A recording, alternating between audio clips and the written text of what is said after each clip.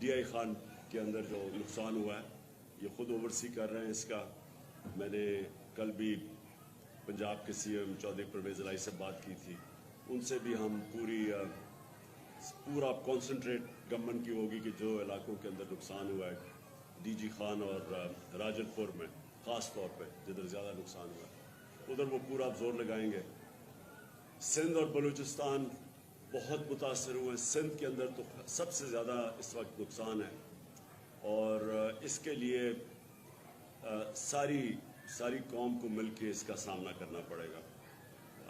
जो भी हमारी फेडरल गवर्नमेंट है और जो दो प्रोविंशियल गवर्नमेंट्स हैं बलूचिस्तान की और सिंध की, इनको इस वक्त पूरा सारी कंसंट्रेशन करनी पड़ेगी। सब कुछ छोड़ के सिंध में ख़ास तौर पे जिस तरह की तबाही मची है, सब कुछ छोड़ के उनको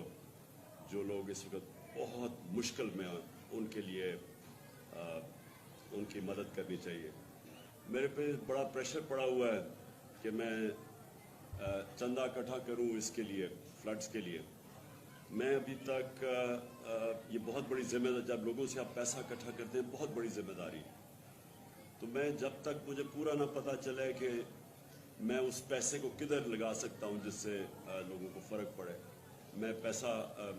इकट्ठा करने से गुरेज करता हूं। क्योंकि मैं वैसे और अपनी शौकत खाना और तीसरे हॉस्पिटल के लिए भी पैसा इकट्ठा कर रहा हूं और उसके लिए भी नमल यूनिवर्सिटी के लिए और दूसरा अल कादर यूनिवर्सिटी, उसके लिए भी वो सब खैराती इदारे हैं, यानी सारों के लिए, आम लोगों के लिए, मुस्तहिक लोगों के लिए मुफ्त तालीम भी और शौकत खाना में मुफ्त इलाज भी है। तो इसलिए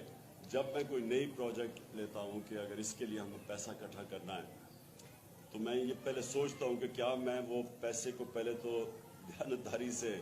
खर्च भी कर सकता हूँ कौन से प्रोजेक्ट के लिए। तो मैं इसलिए अभी तक कोई, मुझे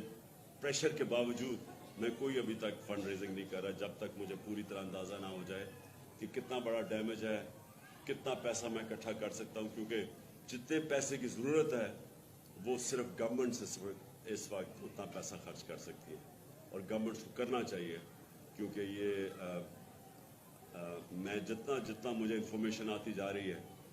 इतना बड़ा पाकिस्तान में सैलाब से नुकसान 2010 में जिसमें बहुत नुकसान हुआ था, तब भी इतना नुकसान